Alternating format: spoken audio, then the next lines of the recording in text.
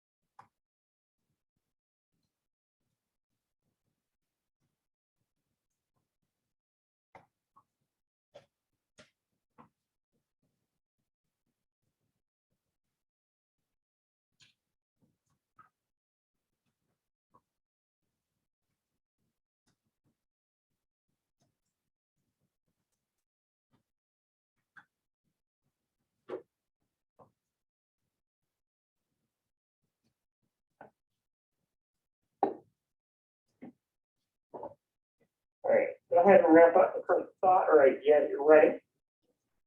In just a minute, I'll ask people to share both a leader that stood out to them and then also whether or not they've taken on a leadership role for themselves. So hang on to that for now. All right. So getting started with this week, I wanted to do a quick recap of last Friday, and I got some feedback about the length of recap. So I'm going to try to keep this one brief so we can dive into some new stuff. But we did talk about ways that rules and structure can help to organize group meetings, including Robert's Rules of Order. This could be directly helpful for you if, for your small group observation essay, you're examining a group that uses these rules.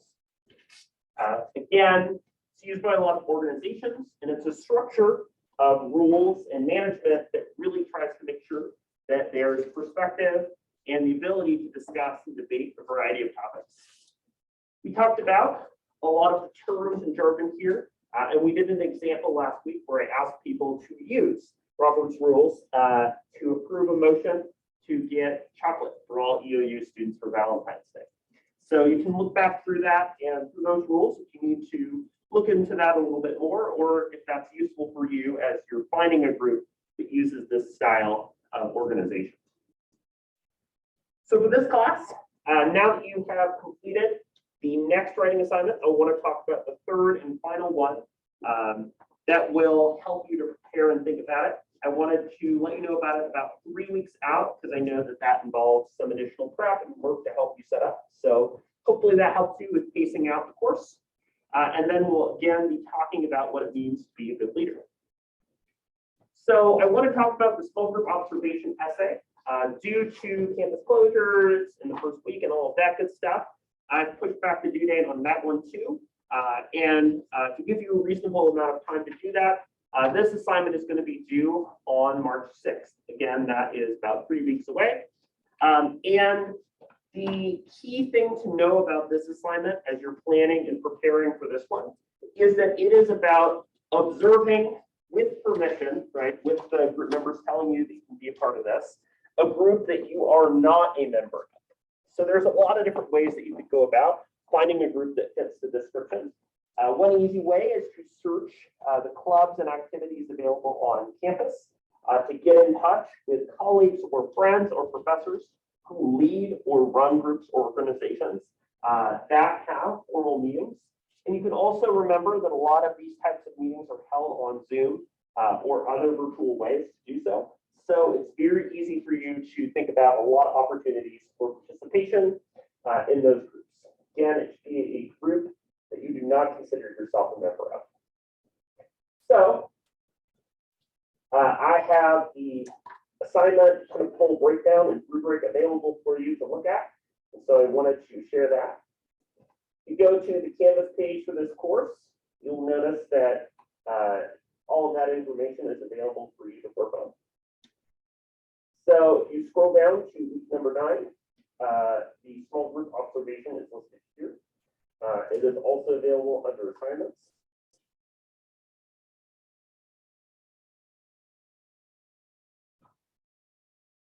Like before, there is a Word document that includes the full description and information about this assignment.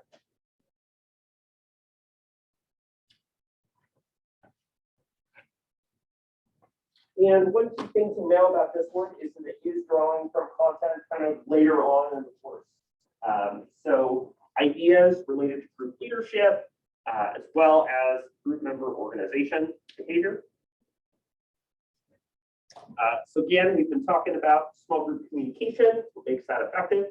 You're going to look at a small group you're not a member of, attend one of that group's meetings. It does need to be synchronous, right? So you can't watch like a recording of a meeting. It does need to be one that is happening as you're there. And it should be at least a half hour or so. Most meetings go a lot longer than that. So just know that that's the range I'm looking for. Clubs and activities on campus, great starting point. Again, this is 2 pages. It's not super long or in depth. However, I am going to ask during the final week of the quarter for everybody to share, sort of do a short presentation on what they observed for the small groups. So we'll talk a little bit more about that activity during the last week, but just know that you'll be using what you've observed and learned from this activity at the very end of the course. You'll want to start by describing the group, who this group was, who was in it, when they met, the situation.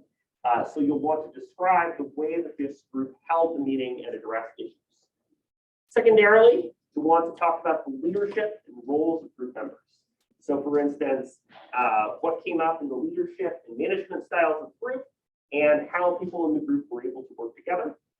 And then lastly, the effectiveness of the small group meeting. I want you to critically think about what went well or didn't in that group meeting based on what you now know about small group communication. This is out of 200 points or 20% and is similarly divided into substance, style, and structure. I'm looking for explaining the group, giving background information about the group, organization and problem solving, the roles of the group members, and really using good examples and applications from what you observed from the group to help to support the essay. Again, using good body points, 2 pages, using in-text citations, works cited list, and so on. I know it's not the most fun to be like, hey, here's another assignment.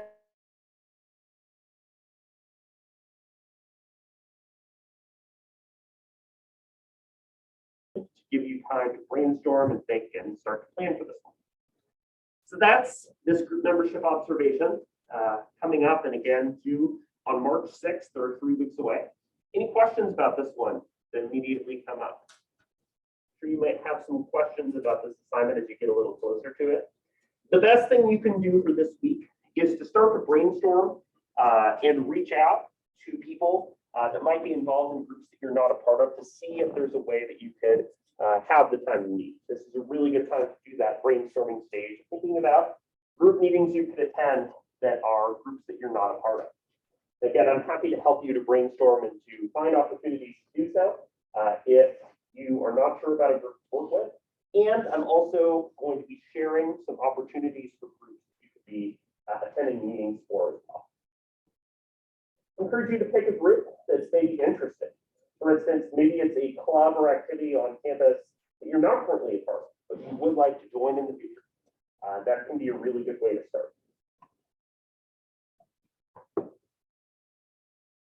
So what I want us to do now is to take some time to share the prompt that I asked you to work on at the beginning of class that involves a leader you selected and what makes them a good leader. And then secondarily, if you've taken on a leadership role, what that was like, and if you haven't, what concerns you have. So let's go ahead and start with the folks on Zoom. So Destiny, how about you? So the leader that I selected is my sister. She's a manager at a local coffee shop back in my hometown. And I think that what makes her a good leader is she's very on top of things. She's always flexible as far as scheduling. She always wants everybody to be happy. She's extremely organized and detail oriented. I mean, it's crazy. And then she always shows up even on her days off. Like when it's her days off, you know that you can reach out to her and she'll reply and respond.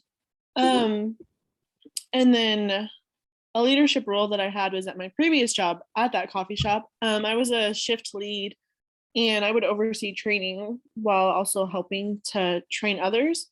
If anyone had questions, they would come to me and I would do my best to answer them. I was also in charge of just picking up products when needed and making sure that the store was fully stocked. That way everybody could have a successful day. It was fun, but it was also stressful because when a person would call in, I would have to be the one to cover their shift. But yeah, that's pretty much it. Awesome. Thanks for sharing, Destiny, about both the successes and challenges of leadership. Francis, how about you? So I chose my grandmother, and I just think that she's such a wise woman who shares her knowledge with others, and she's always teaching others what's the proper way of doing things, but also helping them along the way with no judgment. And my concern is just thinking about how leaders navigate listening to everyone's input and making a decision on that. Yeah, that's a really good concern to bring up. Let's do C. The leader that I chose is my mom, And I would say she's a good leader because she holds my family and I accountable in Mhm. everything we do, but in a positive way. Mhm. And she's also a very organized person in everything she does. And I have taken on the leadership role in volleyball. And at first it was really hard for me because I never saw myself as a leader and I've never Mhm. experienced that. But I realized that I'm more of like a leader in my actions more than my words. That's a really good way to describe it. Thank you for sharing. And Jacob. I don't think I was here for the actual prompt, but I'm going to use context clues and give it my best shot. I guess the leader I would select would be Peter Wortelman. He's the director of the choir here at the university. Yeah. He's a good leader because he somehow keeps track of 45 plus people and what they're doing. And he's good at kind of organizing our events because I mean we're an event-based group. We work towards concerts and things like that. So he is really good at organizing those and things like that. Yeah. Thanks for sharing. I've heard great things about him and about what the choir at UU has been up to. So thanks for sharing. And let's hear from folks here face to face, starting here on this side.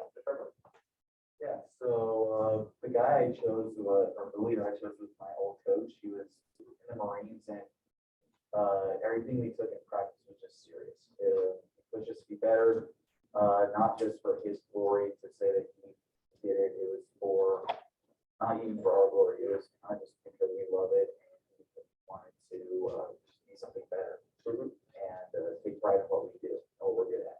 Sure. Yeah, thanks for sharing. Eli. Perfect. My boss was the leader I chose on my old job. He was a great leader. He always supported you no matter what. Just angry customer, he was there. Yeah, get on with your day or whatever. He was there to support you. And he made sure that we were ready to work and be as good as possible for the day. My leadership role was like being captain on my sports teams. I more led by example than by voice, but follow me, and I was always there for people when they made sure nothing bad happened. Sure. Having that kind of supportive role from a leader can be a really good example of a role model for you to use when you take on that type of responsibility.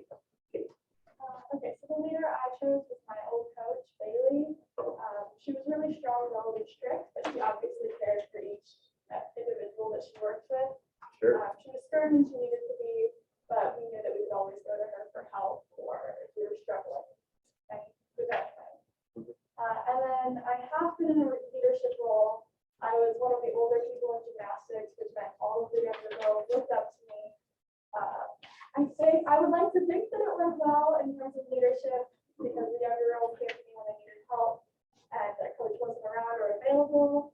So I was often tasked to spot them or watch them do a skill, correct them.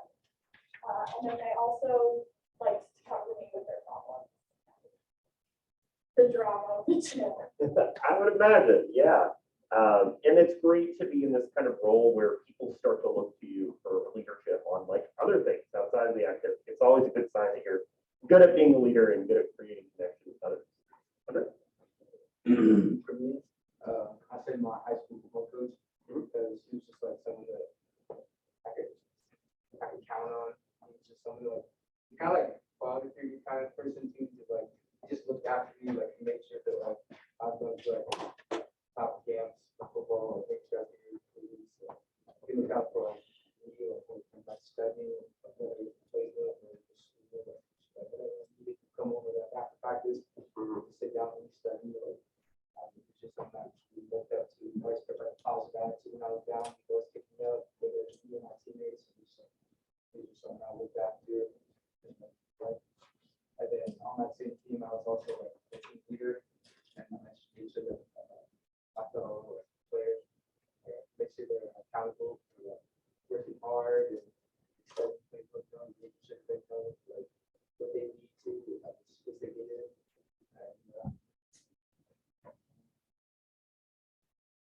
And I was just kind of like friends with everyone too, so I just made that extra step to make sure that I just kind of knew everyone and what their capable of, what their background was, who they were,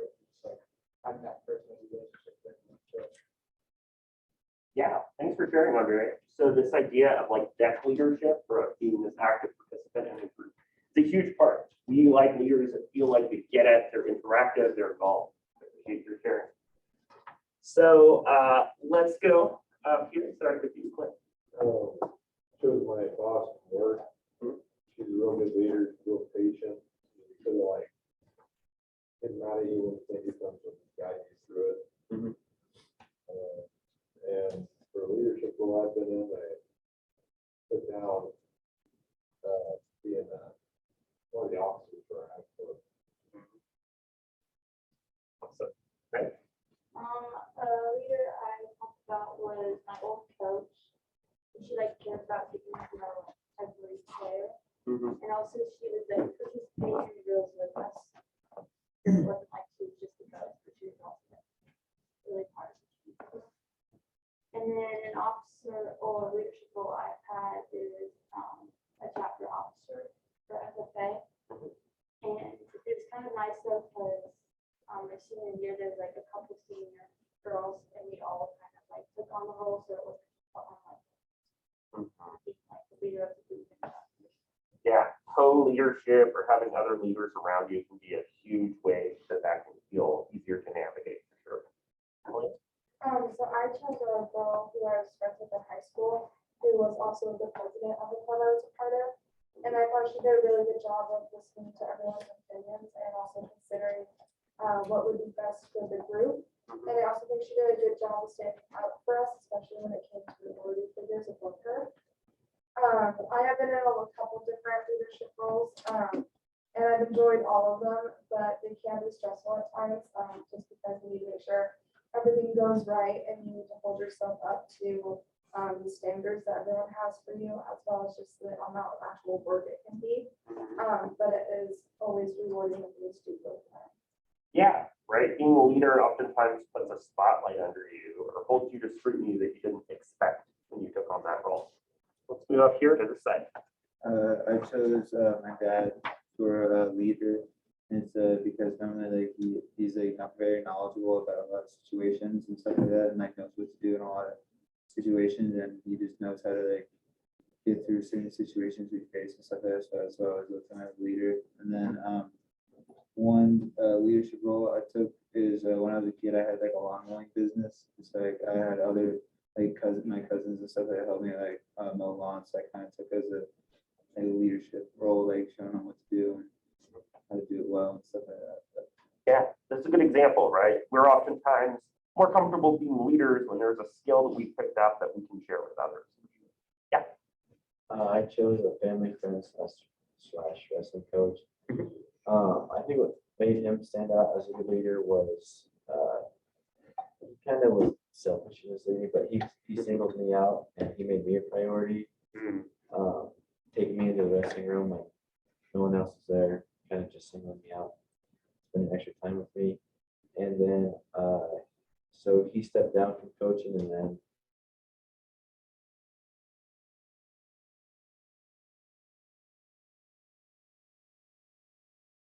everyone else to do extra when it was needed.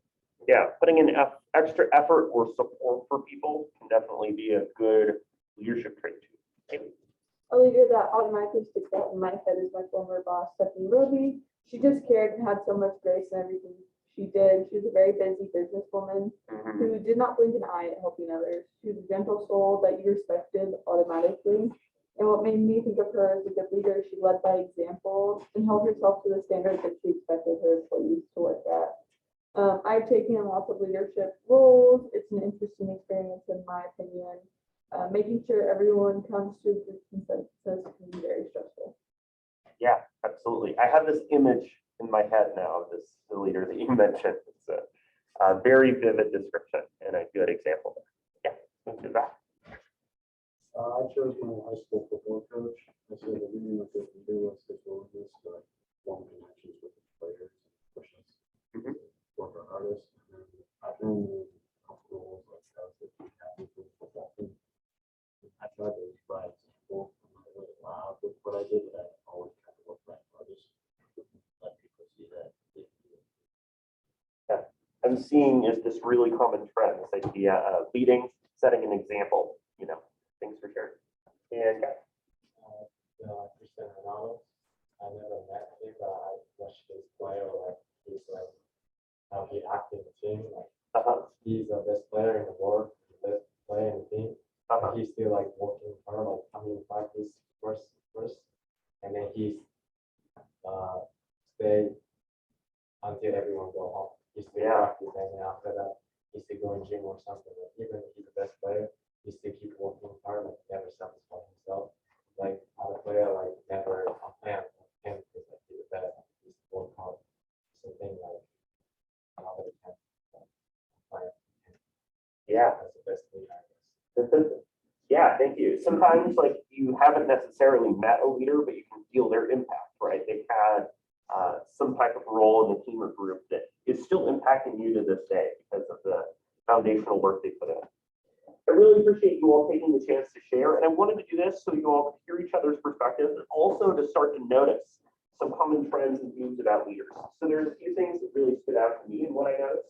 One of them being the idea that a leader is somebody that makes themselves really available, that they know your name, they're available to reach out, to help, to answer questions, and to provide some level of support. So accessibility is a really big factor.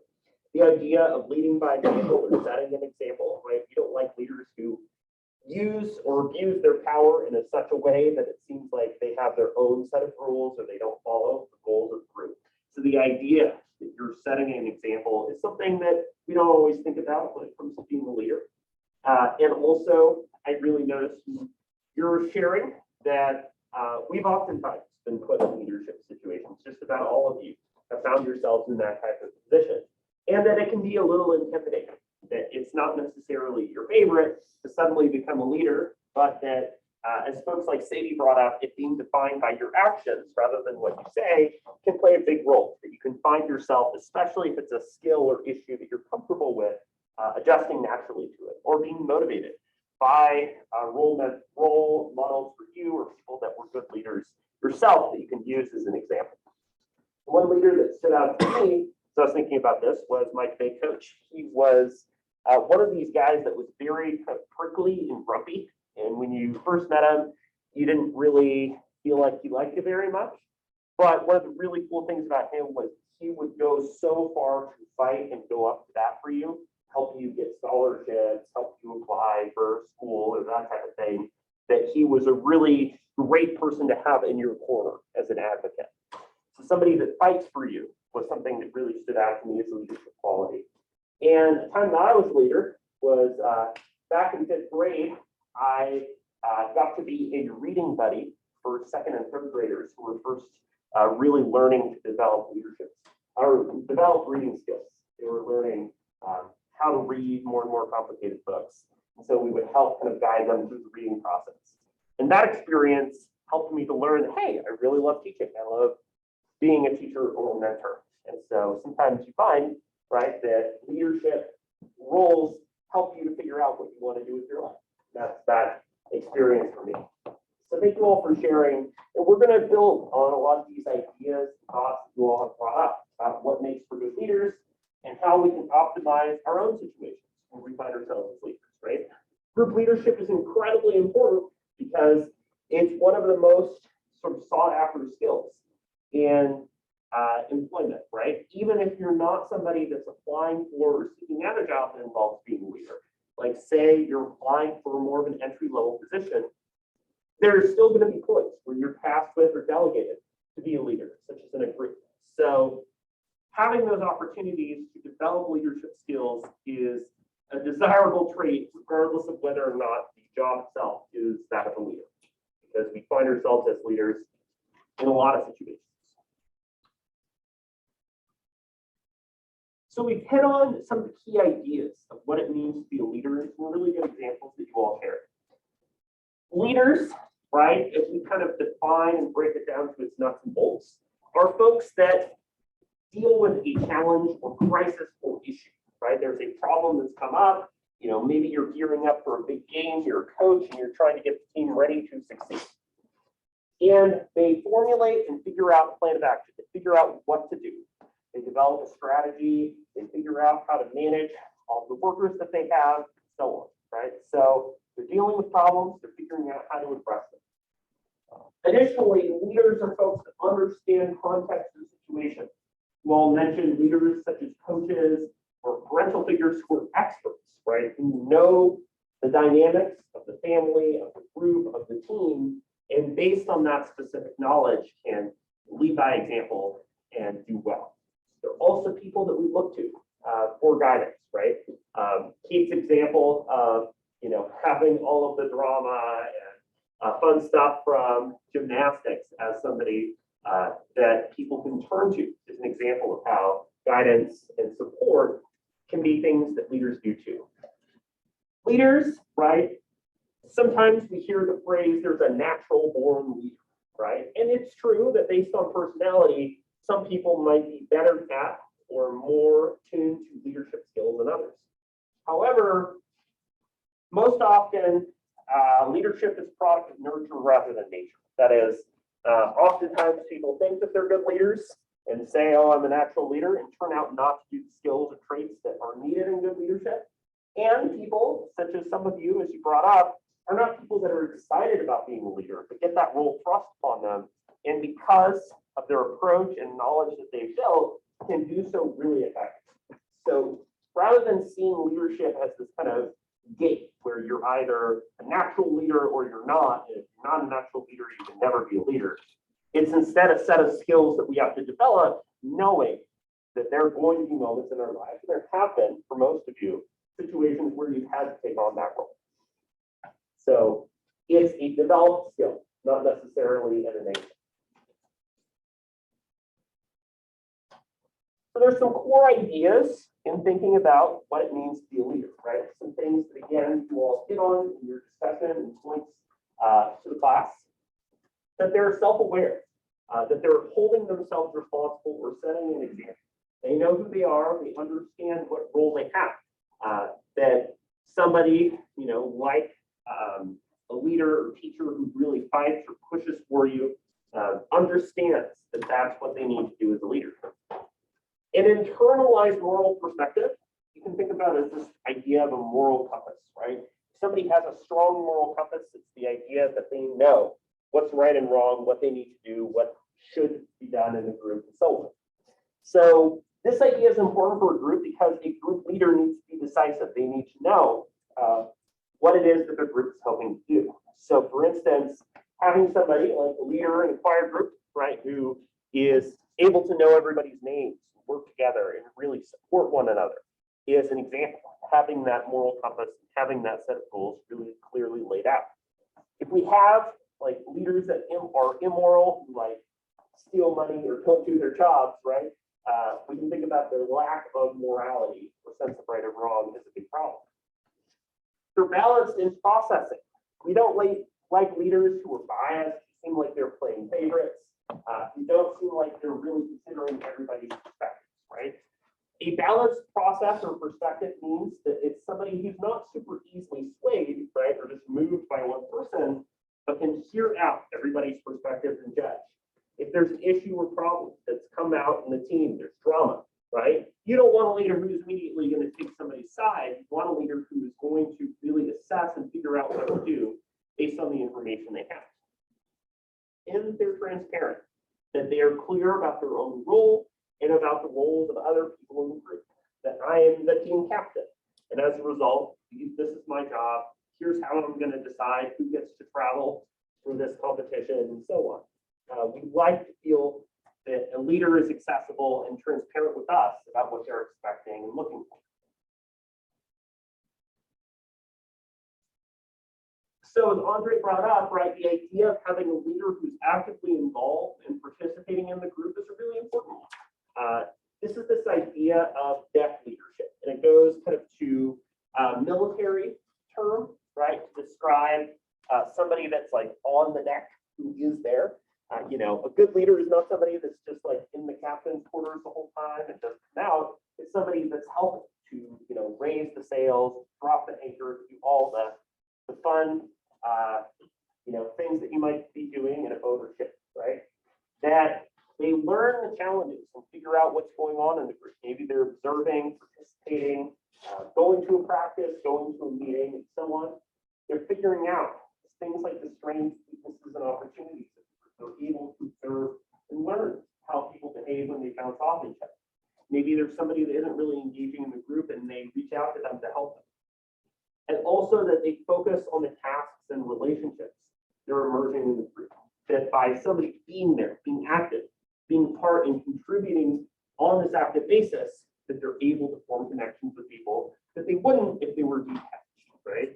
We don't like the idea of these laissez-faire or detached leaders who just are very hands-off, who don't participate, who aren't involved, right? We like leaders who are on deck.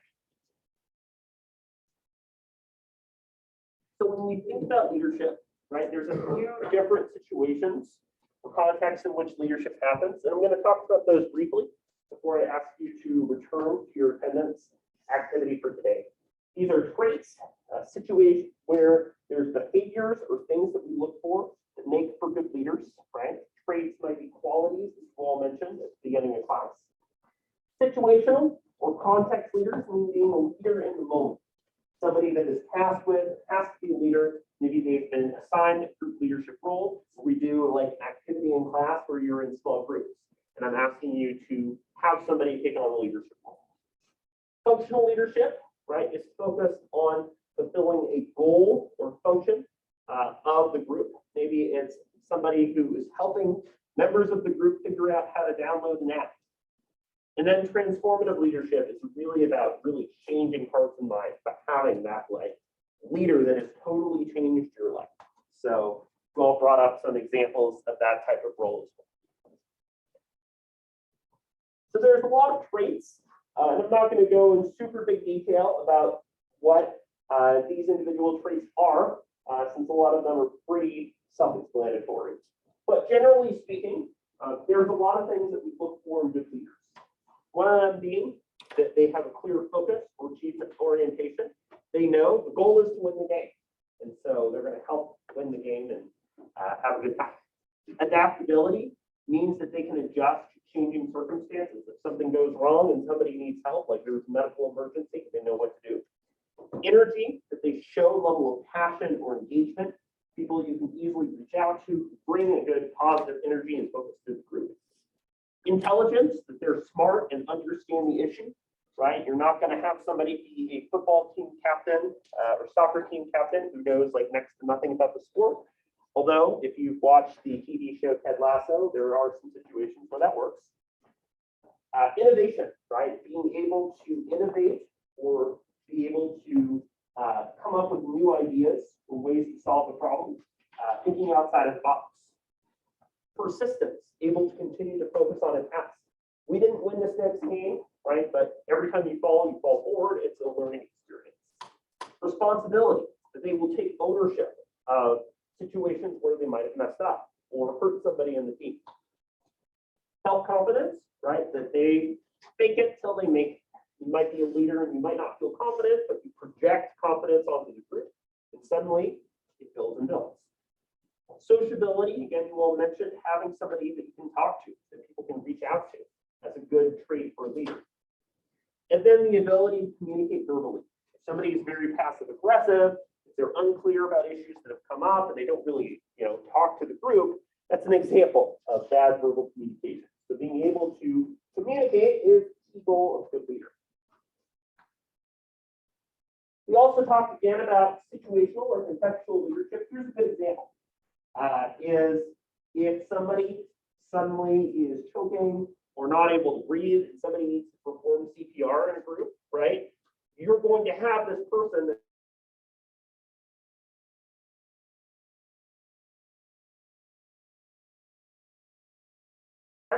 is that somebody is at risk of dying or needs help, and that person becomes a leader as somebody that performs CPR. So based on the circumstance or situation, they're able to take on that role.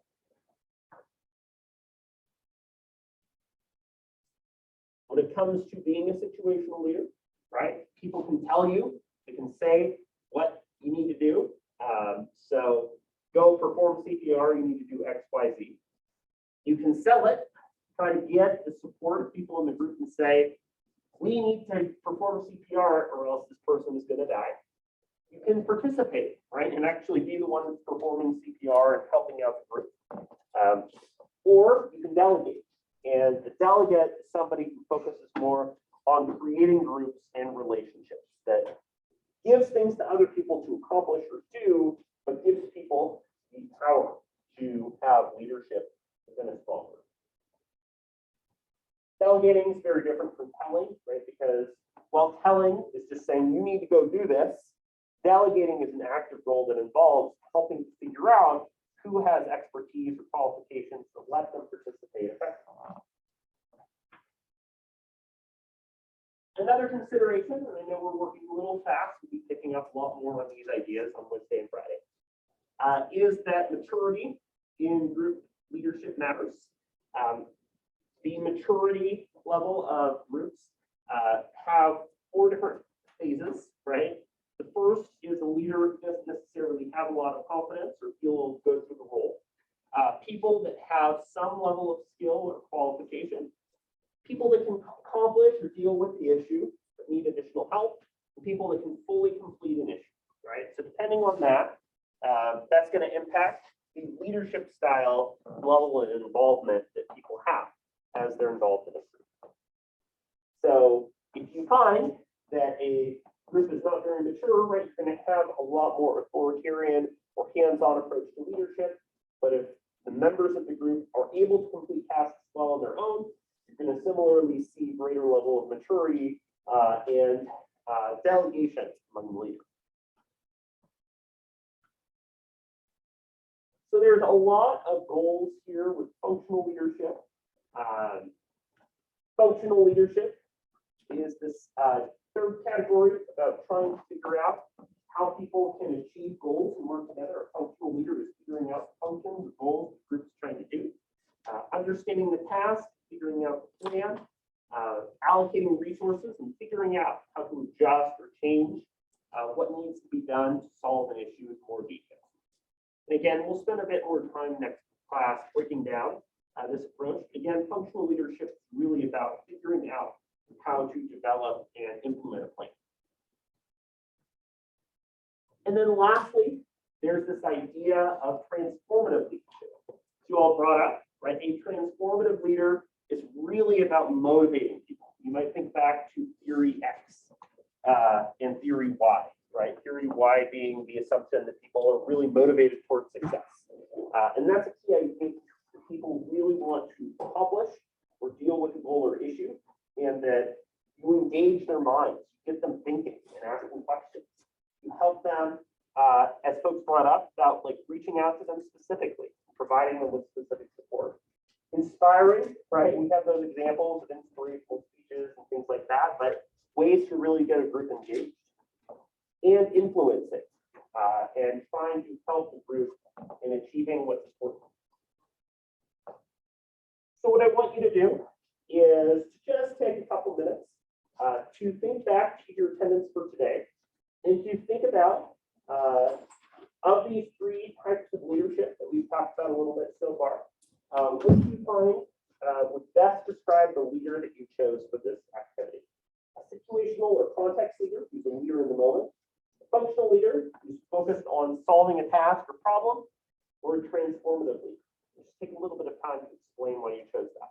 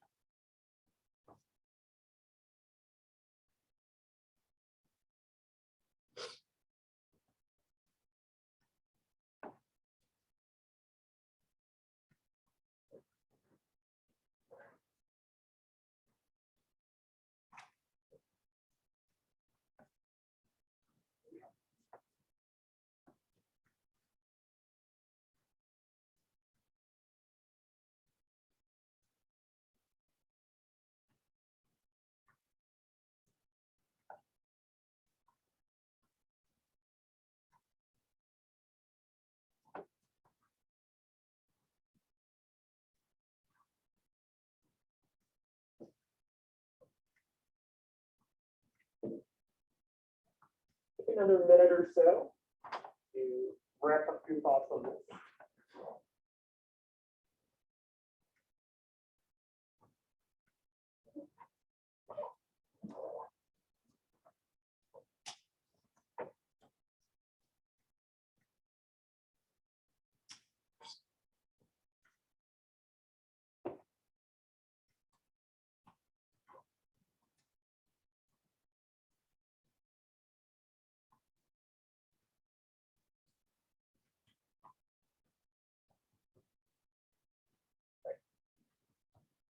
Again, I know we covered a lot of ground for today about leaders and some of the different styles and ways that leaders behave. We'll continue to pick up on these ideas and discuss these elements of leadership. For today, we talked about the types and goals of leadership, the ways that leadership connects to communication, and the ways that leaders try to achieve goals. We'll continue to discuss this and also talk about how leaders participate and engage with groups. So again, thank you all for sharing your thoughts and perspectives on leaders. Go ahead and email or pass forward your attendance for today if you haven't done so already. Have a great week. Best luck this week. I'll be posting a Canvas announcement, updates about some of the things we talked about for today. And I look forward to